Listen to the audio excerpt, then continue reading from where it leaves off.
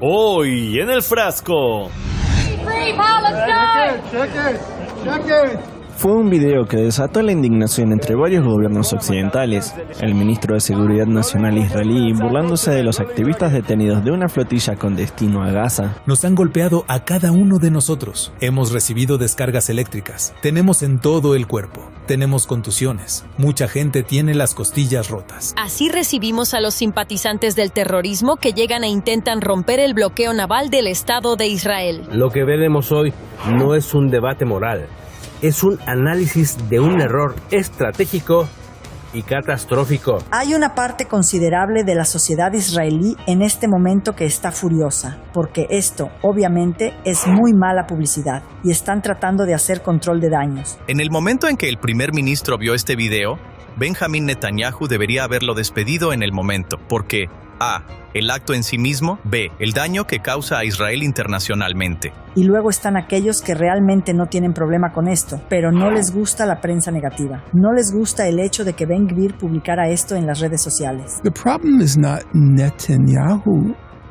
The problem is the whole of Israeli society. Ahora mismo tengo un 99% de apoyo en Israel. Podría presentarme como candidato a primer ministro. Así que quizás después de esto vaya a Israel y me presente. Hablaremos de todo esto y más con nuestro invitado del día.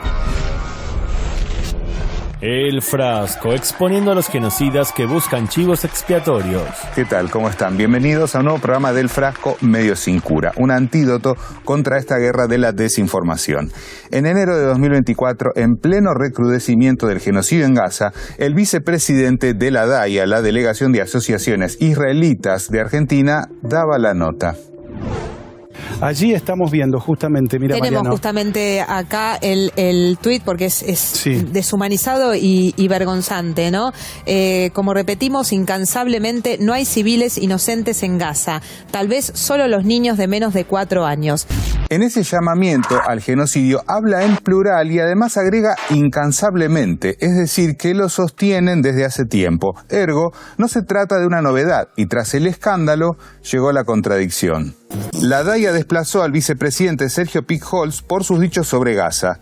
El vicepresidente de la DAIA renunció a su cargo. ¿Fue desplazado o renunció? Porque no es lo mismo. Algo falló evidentemente en el control de daños que intentó hacer la institución sionista de alguien que ya había escrito mensajes similares. Pero ¿qué es el control de daños? Veamos.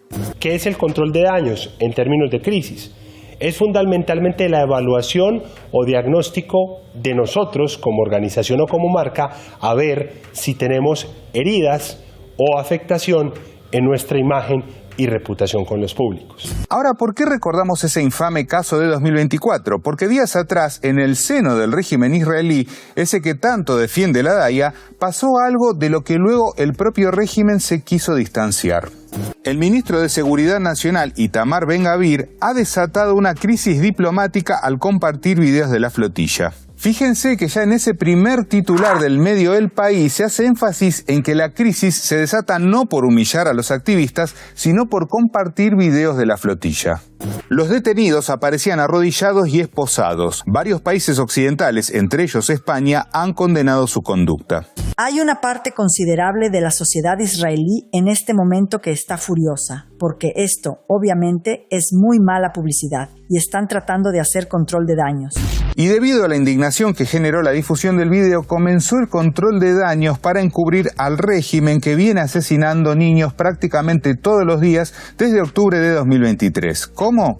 Así. Un ministro israelí se graba humillando a los activistas de la flotilla maniatados en el suelo. Ministro israelí de extrema derecha condenado por burlarse de los activistas detenidos de Gaza. Ben Gvir, el ministro ultra-israelí al que el ejército rechazó por su extremismo. La estrategia consistió en señalar al supremacista que oficia de ministro de seguridad del ente israelí como si fuese una especie de manzana podrida que indigna a los demás, incluso al carnicero de Tel Aviv.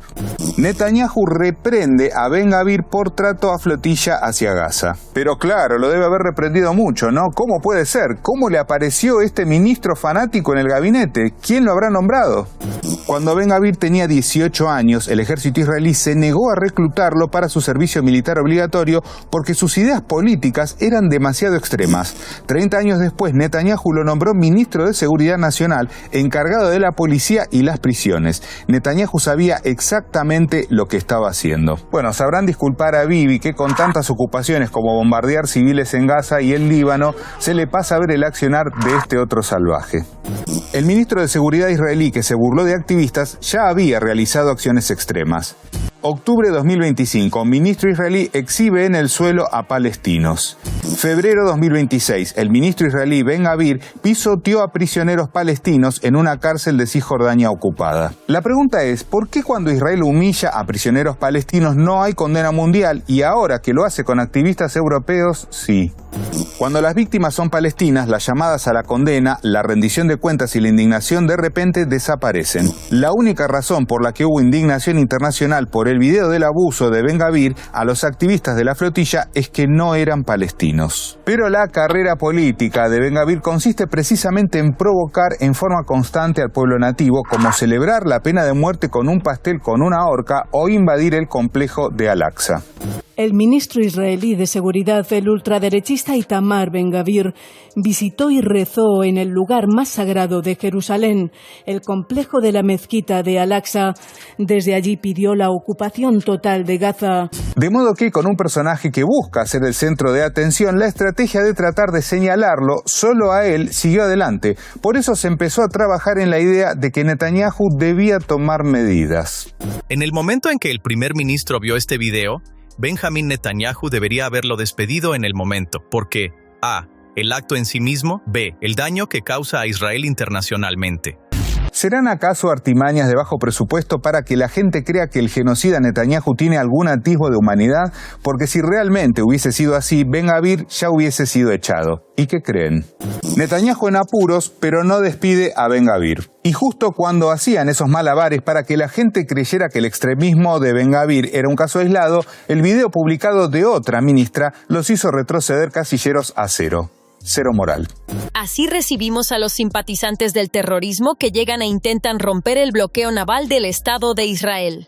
Miri Regev, la ministra de Transporte, filmando el maltrato a los detenidos de la flotilla y felicitando a las fuerzas de seguridad.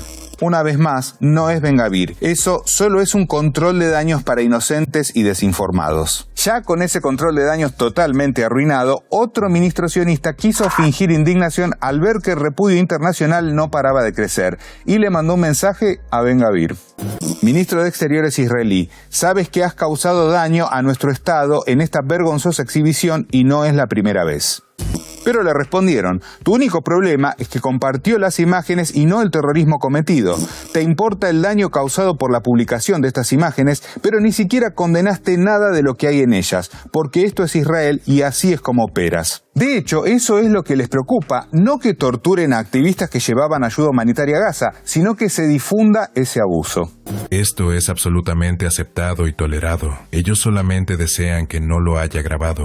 Y luego están aquellos que realmente no tienen problema con esto, pero no les gusta la prensa negativa. No les gusta el hecho de que Ben Gvir publicara esto en las redes sociales.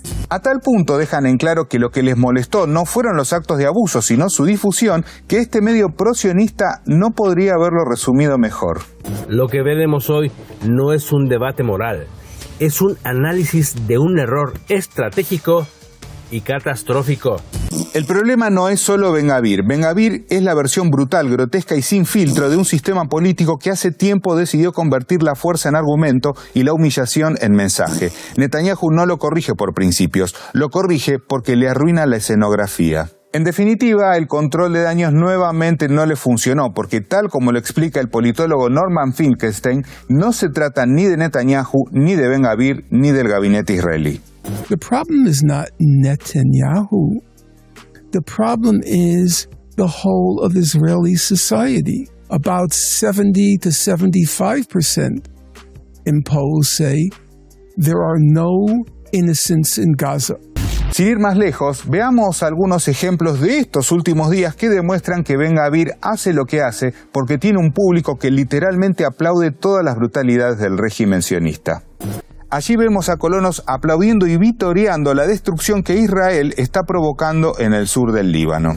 Un video registró el momento en el que colonos israelíes golpearon en grupo a un palestino con garrotes frente a su casa en Al-Jalil, Cisjordania ocupada, hasta casi matarlo. Ahora, si se atrevieron a difundir algunas imágenes de lo que les hicieron a los activistas, imaginemos lo que les hacen a los palestinos cuando los secuestran y encierran. Ya en Turquía, los activistas de la flotilla Sumut, secuestrados en aguas internacionales, han sido hospitalizados tras ser brutalmente torturados por fuerzas israelíes. Nos han golpeado a cada uno de nosotros. Hemos recibido descargas eléctricas. Tenemos en todo el cuerpo. Tenemos contusiones. Mucha gente tiene las costillas rotas. Muchos de esos activistas son precisamente europeos, pero ¿qué creen que pasó? Quien debía defenderlos le hizo honor a su apellido, por eso la eurodiputada Irene Montero se lo dijo en la cara a Kaja Kallas. Y por cierto, señora Kallas, Israel lleva 24 horas, que se dice pronto, en pleno Mediterráneo, secuestrando barcos y secuestrando ciudadanos europeos. ¿Le hace gracia, verdad? A mí ninguna. ¿Va a mover en algún momento algún dedo para protegerlos?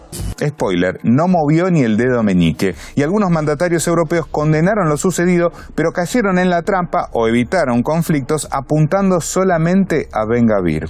La primera ministra italiana, Giorgia Meloni, condenó el trato a los activistas como inadmisible. El primer ministro español, Pedro Sánchez, también condenó enérgicamente las imágenes, calificó el trato a los activistas de inaceptables y exigió medidas europeas más firmes contra Ben Gvir.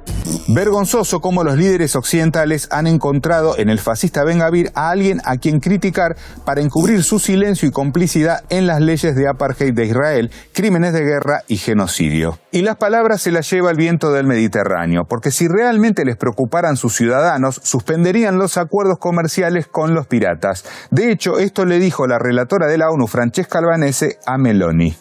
Presidenta Meloni, está bien condenar a Ben Gvir por la humillación a los miembros de la flotilla, pero las palabras no bastan. Italia debe dejar de bloquear la suspensión del acuerdo Unión Europea-Israel. Mientras tanto, quien aplaude como foca cualquier cosa que haga el régimen sionista es su principal súbdito, que se jacta de tener alta aceptación en la sociedad israelí como si eso fuese algo positivo. Ahora mismo tengo un 99% de apoyo en Israel. Podría presentarme como candidato a primer ministro. Así que, quizás después de esto, vaya a Israel y me presente. Pero qué duda cabe, Donald, si Estados Unidos gastó más en defender al ente sionista que el propio régimen de Netanyahu. ¿Lo digo yo? No, señor. Las cifras son impactantes. Estados Unidos gastó más armas para proteger a Israel que el propio Israel. Esta sumisión al sionismo le ha costado carísimo a Trump porque su popularidad está por el suelo. ¿Será acaso por eso que acelera un acuerdo con quienes no ha podido vencer?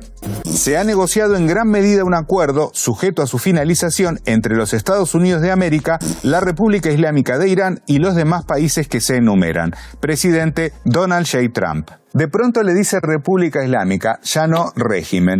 Pero lo cierto es que justo cuando se empieza a anunciar esto, sucede lo siguiente. ¿Mera casualidad? Nuevo susto para los periodistas que cubren la Casa Blanca. Es el momento en el que una cámara capta los sonidos de los disparos y cómo quienes estaban informando en directo salen corriendo. El Servicio Secreto de Estados Unidos abate a un hombre que abrió fuego en uno de los controles de seguridad de la Casa Blanca. Trump normalmente no está los fines de semana en la residencia presidencial, pero en esta ocasión se encontraba en el edificio para ultimar el acuerdo con Irán. Lo cierto es que Irán deja en claro que mientras Trump siga siendo manejado por el sionismo, será imposible que haya paz. La única vía para llegar a un acuerdo es que el propio gobierno de Trump ignore a Netanyahu, al lobby sionista y al régimen israelí. Irán no cederá ante Trump y exige que se respete su soberanía. La República Islámica está plenamente preparada para volver a la guerra. Al respecto de esto, veamos lo siguiente y hablamos con nuestro invitado del día. Joe Kent, exdirector del Centro Nacional de Contraterrorismo de Estados Unidos, dice en la red X: el principal objetivo de Israel antes de la guerra era conseguir nuestra ayuda. Sencillamente no pueden luchar contra Irán sin el poderío militar estadounidense. Por eso también Israel gasta cientos de millones de dólares o incluso más comprando influencia en Washington. Es un pilar fundamental de su defensa nacional. Todo esto es bien conocido en Washington, pero no se discute abiertamente. Bueno, muy bien, y para hablar de este tema tenemos el gusto de estar en comunicación con Tadeo Castiglione, periodista experto en relaciones internacionales y en análisis de conflictos. Tadeo, bienvenido al Frasco. Muy buenas tardes, estimado Mariano. Como siempre, un enorme placer poder estar junto con ustedes. Muchas gracias. Tadeo, bueno, allí estábamos viendo el tuit de quien fue director de contraterrorismo, nada más y nada menos que en Estados Unidos. ¿Crees que, termina de quedar completamente confirmada la total dependencia que tiene el régimen israelí de Estados Unidos para sus aventuras bélicas? Bueno, creo que con todas las evidencias que ya hay, con todo lo que hemos visto, con el paso de los tiempos, incluso con estas filtraciones de facto oficiales, que bueno, ya todo el mundo sabía sobre esta interdependencia total y yo diría casi parasitaria del Estado de Israel o del pseudo Estado de Israel, el cual vive a base de, los contribuyentes norteamericanos, y esto también es una gran afección económica para los Estados Unidos y para la población de Estados Unidos, porque no es que sale barato el mantenimiento de la entidad sionista, sino que estamos hablando de miles y miles de millones de dólares oficiales y extraoficiales para el mantenimiento continuo, y no es por una causa humanitaria, una causa que digamos noble, vamos a decirlo, que sirva para el desarrollo de la humanidad o para algo, vamos a decir, trascendental, sino que estamos hablando para alimentar una maquinaria de guerra que lo único que hace es seguir profundizando el daño a nivel regional en Asia Occidental y profundizando aún más el desequilibrio interno en Estados Unidos, tanto económico, tanto político, pero también militar. ¿Cuánta sangre se ha perdido de los jóvenes norteamericanos por defender algo que no se concibe por afuera de ninguna estrategia que podamos decir importante o incluso de un planeamiento a largo plazo por parte de los Estados Unidos en Asia Occidental? Entonces vemos que están totalmente coaptados y que el poder de la Casa Blanca está totalmente atado a los intereses de la entidad sionista. Incluso esto va en consonancia con muchas revelaciones que se han dado en los últimos tiempos respecto a cómo Jared Kushner, pariente de Donald Trump, incluso también el mismo Steve Witkoff, sirven como agentes extranjeros para el posicionamiento exterior de la Casa Blanca, recordando que son parte fundamental de cualquier mesa de negociación que lleva a cabo Donald Trump. Entonces creo que si vamos atando cada uno de los cabos que se van soltando, y si únicamente esto no se trata ni siquiera de nosotros somos anti esto, anti aquello, sino que hay que ser coherente con uno mismo, ver la información tal cual como está y vamos a llegar a estas conclusiones, las cuales para muchos es impactante y para otros que los venimos anunciando y que nos tachaban siempre de conspiracionistas, de cuantas cosas quisieran, en realidad es la confirmación de una lectura internacional correcta en medio de la transformación global que estamos y también en medio también de tanto engaño mediático que también existe. Tadeo, también hemos visto en estos últimos días que el ministro de Seguridad del ente israelí, Ben-Gvir, se jactó, difundió imágenes de los activistas de la flotilla Sumut detenidos, y lo que se intentó, tanto desde el propio régimen sionista como desde algunos sectores de la prensa occidental, fue de señalarlo a él, como que él es una manzana podrida, que estuvo equivocado, que su accionar fue erróneo, y sin embargo, se trata de un comportamiento generalizado. ¿Cuál es tu visión sobre esto? Bien, como mucho siempre también la prensa occidental no va a contar toda la verdad respecto a lo que es un sistema. Estamos hablando de un sistema. La entidad sionista se maneja de esta manera sistémica, en los cuales algunos actores pueden tener una cara más bonita o más fea, pero en el fondo y en el trasfondo representan la barbaridad que hemos visto en el genocidio en la Franja de Gaza, y lo mismo en contra de cualquier persona. Las acusaciones de tortura en contra de los activistas de derechos humanos de la flotilla Sumut y de todo aquel que quiera entregar ayuda humanitaria a la Franja de Gaza, no únicamente es una denuncia pública, sino que estamos hablando de cuestiones documentadas, los cuales son de una significancia mayor, los cuales lamentablemente termina siendo casi anecdótico de la reiteración continua de los hechos. La acusación en contra de Ben-Gvir está bien, sí, es un criminal, es un genocida, pero que representa un Estado criminal y genocida. Por ende, todos los que componen ese Estado están en la misma categoría que esta persona, solo que esta persona tiene una connotación extra, que es que no disimula la criminalidad. Es decir, al menos no es hipócrita en su creencia y en su comportamiento tanto, mediático que ha tenido, incluso festejando aquella ley que lleva a pena de muerte para ciudadanos palestinos, originarios palestinos, es decir, ni siquiera Israel como otro Estado en ocupación tiene el derecho legítimo de condenar a muerte a un ciudadano de otro país. Incluso démonos eso de todas las violaciones de las garantías del derecho procesal, del derecho humanitario, del derecho internacional que esto representa. Y lo de la manzana podrida, Game Begin y todo lo demás, es parte de continuo de esta lavado de imagen también que hacen los grandes medios mainstream de comunicación para presentar o rescatar algo de la entidad sionista, que en realidad, todos sabemos que esto cae por maduro y que si el árbol da malos frutos, como dijo nuestro Señor Jesús, por sus frutos los conoceréis, y creo que esto es el máximo ejemplo que podemos tener en mente. Ahora, por último, Tadeo, me gustaría saber tu opinión acerca de lo que está pasando en Bolivia, ¿no? Que estamos viendo, el pueblo se ha levantado contra las políticas de Rodrigo Paz, y al respecto de esto, Evo Morales denunció la injerencia del sionismo, lo dijo taxativamente. ¿Cuál es tu punto de vista? Bien, es sumamente muy importante lo que está sucediendo en Bolivia, porque demuestra que la historia no está toda escrita, que aquellos cambios del péndulo hacia la derecha, del auge de las derechas reaccionarias a nivel regional, de la dependencia hacia Estados Unidos, muchos creían que ahora llega una nueva era de dependencia total y de injerencia en nuestros países.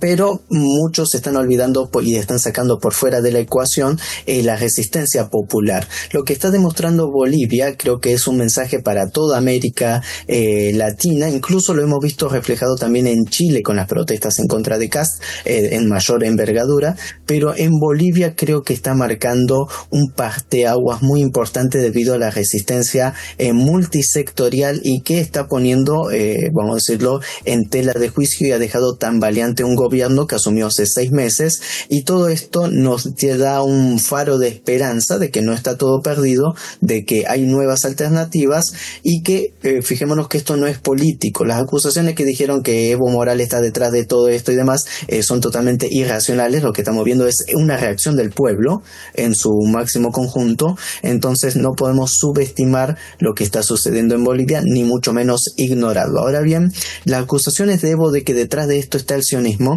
basta con ver las primeras acciones que ha hecho el gobierno del presidente Paz una vez asumido en Bolivia, que fue prácticamente cerrar la embajada de Irán, expulsar a muchos funcionarios, retomar las relaciones abiertas con la entidad sionista y lograr tejer algunos que otros lazos. Entonces, también fijémonos que el brazo represor siempre responde a los mismos autores, al igual que la ayuda que podría estar prestando Argentina, igual que lo hizo cuando se derrocó a Evo Morales.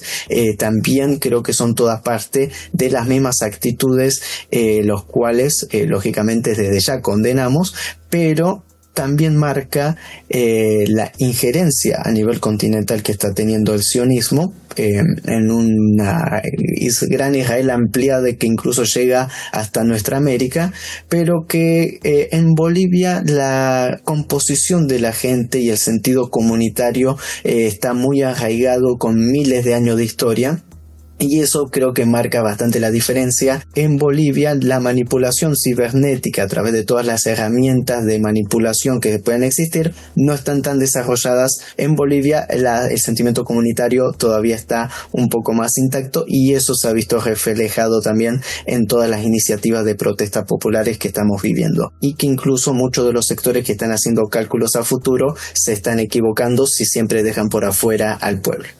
Tadeo, siempre es un gusto escucharte, y seguramente será hasta un próximo encuentro. Como siempre, un enorme placer, y un fuerte abrazo para todos. Muchísimas gracias. Y nosotros, como siempre, nos vamos a un retro tweet, una frase del pasado que por supuesto nos va a ayudar a reflexionar en todo lo que vimos en el programa del día de hoy. Fíjense. Toda nación colonial lleva en su seno las semillas de una tentación fascista. Del escritor, ensayista, crítico Albert Memmi. Después de 2 años y medio del recrudecimiento de un genocidio que el mundo ve en sus teléfonos, promovido por las autoridades israelíes, celebrado por los soldados y aplaudido por los colonos, te quieren hacer creer que el problema es solo uno de ellos. Demasiado burdo y demasiado tarde, muchachos. Los esperamos la próxima semana, como siempre aquí, en Hispan TV. Muchas gracias. Esto es muy mala publicidad y están tratando de hacer control de daños.